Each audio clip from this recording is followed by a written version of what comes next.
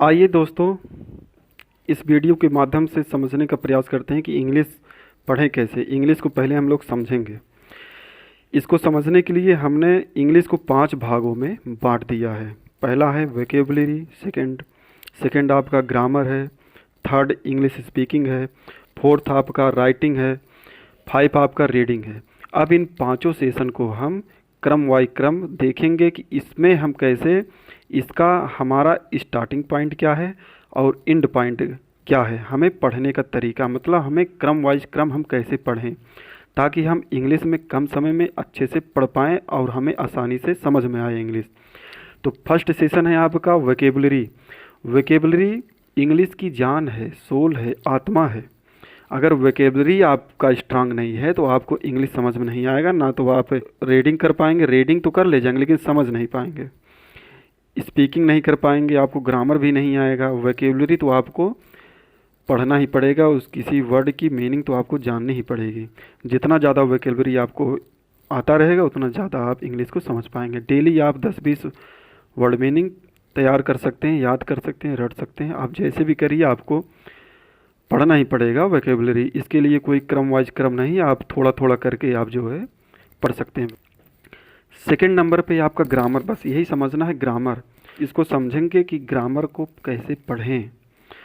तो ग्रामर के देखिए, ग्रामर के जैसे हमने बताया इंग्लिश की आत्मा है वोकैबुलरी, वैसे ग्रामर की आत्मा है पार्ट्स ऑफ स्पीच। अब पार्ट्स ऑफ स्पीच क्या होते हैं? पार्ट्स ऑफ स्पीच में 8 लेसन होते हैं। ये 8 लेसन को अगर आप जोड़ देते हैं तो पार्ट्स ऑफ स्पीच बनता है आपका। ये 8 लेसन ऐसे ही आपको क्रम वाइज क्रम पढ़ना है। पहले नाउन, फिर प्रोनाउन, फिर एडजेक्टिव, फिर verb, adverb, preposition, conjunction, interjection, ऐसे ही करके आप सीक्वेंस बाय सीक्वेंस को पढ़ेंगे। अच्छा, कहने के लिए है ये 8 लेसन है, लेकिन एक और लेसन है आपका आर्टिकल। आर्टिकल भी आपको पढ़ना रहेगा। अच्छा, इन सब का कार्य हम बता देते हैं, इन सब का कार्य क्यों आया पार्ट्स ऑफ स्पीच में, क्या कार्य इनके होते हैं, समझिए। नाउन जो होते हैं, नाउन नाउन किसे कहते हैं? फर्स्ट तो नाउन वह शब्द, नाउन वे शब्द या वे वस्तु जिसका नाम रखा जा सके उसे नाउन कहते हैं। जिसका नाम हो उसका नाउन, उसे नाउन कहते हैं। सेकंड आपका प्रोनाउन। प्रोनाउन का कार्य क्या है? ये नाउन को हटाकर नाउन का स्थान ले लेता है, कहता है कि तुम जाओ, हम है ना, मेरे राहत पे आप मत आइए, हम आपका कार्य कर देंगे। नाउन अगर नहीं है तो वहाँ पे प्रोनाउन उसका कार्य कर देता है नाउन के स्थान पे जाकर। एडजेक्टिव क्या है? एडजेक्टिव नाउन और प्रोनाउन की विशेषता बताता है, कभी कभी खुद का भी विशेषता बताता है। कैसे बताता है? जैसे देखिए, ये नाउन लेते हैं, जैसे एक गर्ल है, गर्ल है। अब गर्ल की विशेषता, ये नाउन है ना, नाउन है ना, गर्ल की विशेषता एडजेक्टिव बताता है। एडजेक्टिव किसे कहते हैं? इसे यहाँ पर लगा दीजिए, गुड। गुड मीन्स अच्छा, ये हो गया आपका एडजेक्टिव। एडजेक्टिव अब विशेषता बता रहा है ना, गर्ल की विशेषता बता रहा है ना कि लड़की जो है वो अच्छी है, लड़की जो अच्छी है। अब यही अच्छे से काम नहीं चलेगा, और भी इसको अच्छा बनाने के लिए आता है एडवर्ब। एडवर्ब कहता है हम उसकी भी विशेषता बताएंगे, एडजेक्टिव का भी। एडवर्ब होता है वेरी, वेरी मान लो एडवर्ब। अब समझिए कि एडजेक्टिव जो है नाउन और प्रोनाउन की विशेषता बताता है और खुद अपने आप की भी विशेषता बताता है। लेकिन एडवर्ब जो होता है, एडवर्ब नाउन प्रोनाउन को छोड़कर, नाउन प्रोनाउन और इंटरजेक्शन, ये 3 लेसन को छोड़कर सभी की विशेषता बताता है। देखो बताया ना, वेरी एडजेक्टिव की विशेषता बताया कि नहीं? तो इन इतने लेसन, इतना यहाँ से यहाँ तक जो भी लेसन, एडजेक्टिव, वर्ब, एडवर्ब, इन सब का विशेषता बताता है कौन? एडवर्ब। एडवर्ब बस यही नाउन प्रोनाउन इंटरजेक्शन छोड़ दिया जाए तो सबकी विशेषता बताता है। अब वर्ब क्या है? वर्ब जिस जिस जिस शब्द के लास्ट में ना मिले, जैसे खाना, पीना, चलना, ढोलना, खेलना, अगर ना लास्ट में है तो वो सब वर्ब ही होते हैं हिंदी में अगर बोला जाए तो। और जहाँ कार्य, जहाँ गतिशील पाया जाता है, वर्ब क्रिया है, जहाँ गतिशील पाया जाता है वो आपका वर्ब हो गया। एडवर्ब तो अभी हमने बताया कि नाउन प्रोनाउन इंटरजेक्शन छोड़ के सबकी विशेषता बताता है। प्रीपोजिशन किसी स्थान की स्थिति को बताता है। जैसे इसमें देखो पोजीशन, स्थिति बताना। ये किसी सेंटेंस में जो सेंटेंस हम बनाएंगे, जो वस्तु रहेगा, मान लो वस्तु आ गया तो वो वस्तु कहाँ रखा गया है, टेबल के ऊपर, टेबल के नीचे, टेबल के बगल में, दाएं बाएं, लेफ्ट राइट, ऊपर नीचे, कहाँ रखा गया है वो पोजीशन बताता है। कंजक्शन, कंजक्शन किसी दो सेंटेंस, दो वाक्य को जोड़ता है, जोड़कर एक एक कर देता है। जैसे रेलगाड़ी देखिए, रेलगाड़ी का अगर सब डब्बा हटा दीजिए तो सिर्फ उसका इंजन बचेगा, तो इंजन को रेलगाड़ी थोड़ी नहीं बोल सकते हैं। उसमें आप डब्बा लगा दीजिए, डब्बे को जोड़ दीजिए, तब आपको बन के तैयार हो जाती है रेलगाड़ी। वैसे ही सेंटेंस जो बिखरा रहता है इधर उधर ना, ये जोड़ने का कार्य करता है, कंजक्शन जोड़ देता है। जैसे एंड लगाकर जोड़ने का कार्य जो है कंजक्शन करता है। इंटरजेक्शन, इंटरजेक्शन जहाँ आश्चर्यजनक वाली बात आती हो, जैसे wonderful, wow, welcome, well done, आश्चर्यजनक बात होती है ना, वहाँ पे आप वो शब्द, ये सब आते हैं इंटरजेक्शन। पार्ट्स ऑफ स्पीच में सबसे ईजी होता है आपका इंटरजेक्शन। कुछ शब्द ही हैं चुनकर जो इंटरजेक्शन में आते हैं। अब देखने वाली बात ये है ना, यहाँ भी आपको प्रेम देखने को मिलेगा। जैसे बताएं, जो हमने जो 9वां लेसन बताया है आर्टिकल, ये किसका अंश है, ये एडजेक्टिव का ही भाग है, लेकिन आर्टिकल को अलग पढ़ा जाता है। क्यों अलग पड़ जाता है? क्योंकि एडजेक्टिव का भाग है, लेकिन एडजेक्टिव के काम में नहीं आता ये इसका भाग होते हुए काम किसके आता है? केवल और केवल नाउन के लिए। ऐसा देखा जाता है जैसे कि एडजेक्टिव, कोई बेटी हो और उसकी शादी किससे हुई है? नाउन से, सिर्फ और सिर्फ नाउन से हुआ और किसी से नहीं। तो जहाँ आर्टिकल जहाँ देखने को मिलेगा उसके पास जरूर आपको नाउन मिलेगा। जहाँ नाउन मिलेगा वहाँ आपको आर्टिकल मिलेगा। जिस सेंटेंस में नाउन है तो आर्टिकल जरूर मिलेगा, और जहाँ आर्टिकल है वहाँ आपको नाउन मिलेगा। जैसे ये आपका नाउन है ना, अगर केवल गर्ल होता तो इसके आगे आपका ए लगता। अगर एडजेक्टिव आ गया, नाउन के साथ एडजेक्टिव आ गया, तो यहाँ आर्टिकल लगेगा ए। और एडजेक्टिव के आगे अगर एडवर्ब भी है तो यहाँ लगेगा आप आर्टिकल। ना तो यहाँ लगेगा, ना तो यहाँ लगेगा, यहाँ लगेगा आर्टिकल। अगर ये तीनों शब्द हैं, दोनों शब्द है, तो इसके बाद ही लगेगा। मतलब पहले नाउन, फिर एडजेक्टिव, फिर एडवर्ब, तब नाउन रहेगा। अगर एडवर्ब नहीं है, मान लो ये वेरी नहीं है, तो यहाँ लगेगा। अगर एडजेक्टिव भी नहीं होता तब यहाँ लगता। जब दोनों ये हैं तो उसके बाद ही लगेगा आर्टिकल। ये आर्टिकल लगाने की स्थिति है इसकी। अब आप पार्ट्स ऑफ स्पीच समझ गए होंगे। अब ये समझना है टेंस। टेंस 3 प्रकार के होते हैं, प्रेजेंट, पास्ट, फ्यूचर। इन तीनों के जो है ना 4 भाग होते हैं। 4 कौन कौन?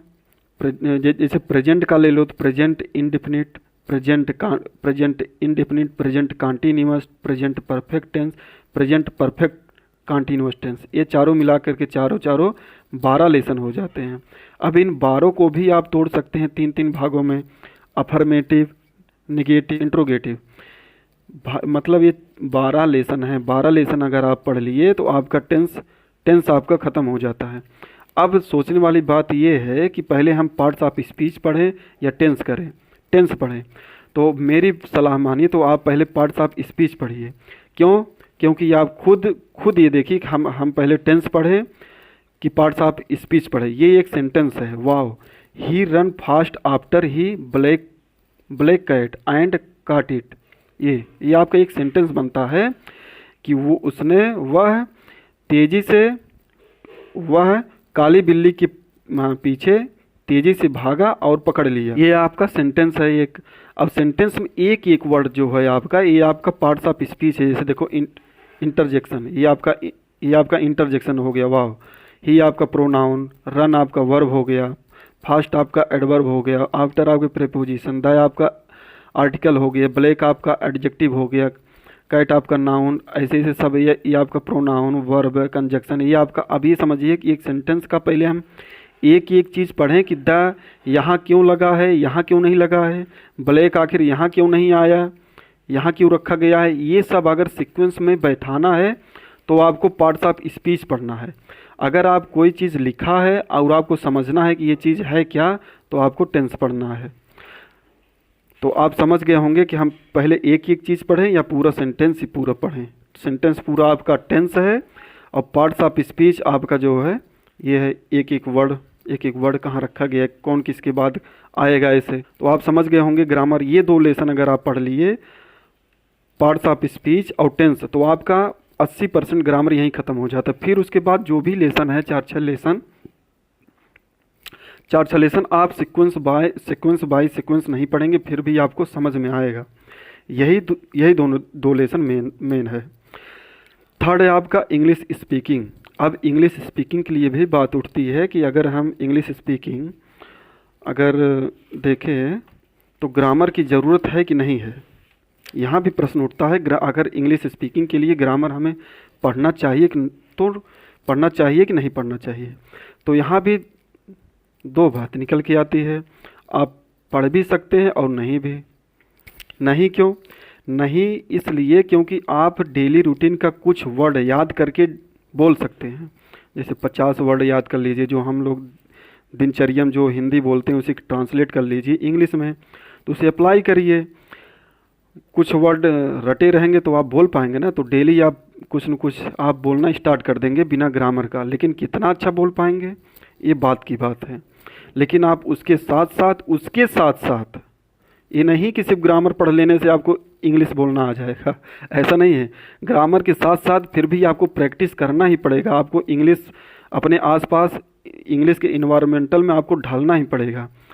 इसके लिए आप जो है डेली कुछ वर्ड आप पढ़ सकते हैं, रट सकते हैं। जैसे 50-20 वर्ड ऐसे डेली आप रटना स्टार्ट कर दिए, जो रट लिए तो उसके हिसाब से और सारे आप सेंटेंस बना सकते हैं। जैसे देखिए 2 एग्जांपल लेकर आया हूँ। जैसे देखो सोने का वक्त हो गया है। अब इसी तरीके से आपको 1000-2000 अपना जितना आप रट पाओ रटो। एक रट लिए उसके हिसाब से 3-4-5 जितना आप आराम से बना सकते हैं सेंटेंस। जैसे देखिए सोने का वक्त हो गया। अब आपको हमने कहा ना वोकेबुलरी अगर मालूम है आपको तो इसके हिसाब से और भी सब शब्द आते हैं ना, वर्ड आते हैं, बोलना पड़ता है। जैसे खाने का समय हो गया है तो इट्स टाइम टू ईट। नहाने का समय हो गया है तो आप फिर बोलेंगे इट्स टाइम टू बाथ। आने का समय हो गया है तो इट्स टाइम टू कम। ऐसे आप एक सेंटेंस अगर याद कर लिए तो कई सेंटेंस आप बोल पाएंगे। ऐसे ये भी है, देखो दरवाज़ा खोलो, ओपन द डोर।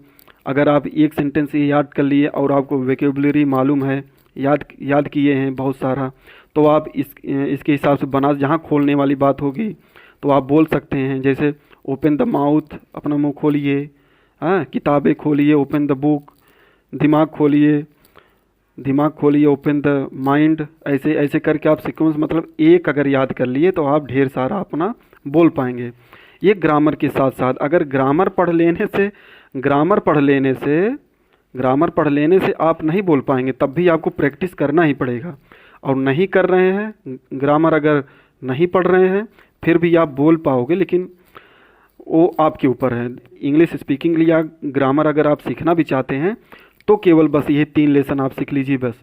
इसके अलावा आपको इंग्लिश स्पीकिंग के लिए ग्रामर सीखने की ज़रूरत नहीं होगी। जैसे पार्ट्स ऑफ स्पीच, टेंस और मॉडल्स, ये 3 लेसन आप पढ़ लीजिए बस इंग्लिश स्पीकिंग के लिए, तो बहुत ही अच्छा है। तो आप अच्छे से इंग्लिश बोल पाओगे, कहीं भी गलती नहीं करोगे। कोई भी व्यक्ति अगर बोल भी रहा है तो उसकी गलती आप पकड़ सकते हैं आसानी से। बहुत अच्छी इंग्लिश स्पीकिंग बोलना है तो आपको ग्रामर पढ़ना पड़ेगा। नहीं ग्रामर पढ़ना है तो आप बहुत ज़्यादा प्रैक्टिस करना पड़ेगा। जैसे साउथ की मूवी देखिए आप इंग्लिश लैंग्वेज में, इंग्लिश डब करके, तो वहाँ पे धीरे धीरे मूवी 1-2 महीने में आपको देखते देखते आप बोलने लगेंगे, स्टार्ट कर देंगे बोलना, आपको समझ में आने लगेगा। और 4th नंबर पे है राइटिंग की बात करें तो राइटिंग लिखना अगर रीडिंग पढ़ना आ गया, बोलना आ गया, ग्रामर आ गया, वोकैब आ गया आपको, तो राइटिंग ऑटोमेटिक आ जाएगी, इसमें कोई बात ही नहीं है। रीडिंग 5 नंबर पे है रीडिंग। क्या रीडिंग पढ़ने के लिए हमें ग्रामर की ज़रूरत है कि नहीं है? तो दोनों बातें निकल कर आती हैं, है भी और नहीं भी। लेकिन आपको वोकैबुलरी तो आना ही चाहिए रीडिंग के लिए। पढ़ तो लेंगे लेकिन समझ नहीं पाएंगे जब तक वोकैबुलरी आपको नहीं आएगी। वोकैबुलरी अगर आपको आ रहा है तो ग्रामर का उतना ज़्यादा रोल नहीं रहेगा। आप पैसेज में क्या राइटर क्या कहना चाहता है, आप पैसेज स्टोरी पढ़कर अंडरस्टैंडिंग कर पाएंगे, समझ पाएंगे कि ये पैसेज में आखिर कह क्या रहा है, क्या कहना चाहता है। आप बैठा ले जाएंगे, आप समझ पाएंगे इस पैसेज में लिखा क्या है। अगर आपको छोटी छोटी स्टोरी पढ़ना है तो आप हमारे चैनल के माध्यम से रात 8 बजे एक छोटी सी स्टोरी हम लेकर आएंगे, आप हमारे चैनल के माध्यम से पढ़ सकते हैं। वहाँ से आपको इंग्लिश स्पीकिंग, ग्रामर, वोकैब आपका तैयार होता रहेगा रीडिंग के माध्यम से।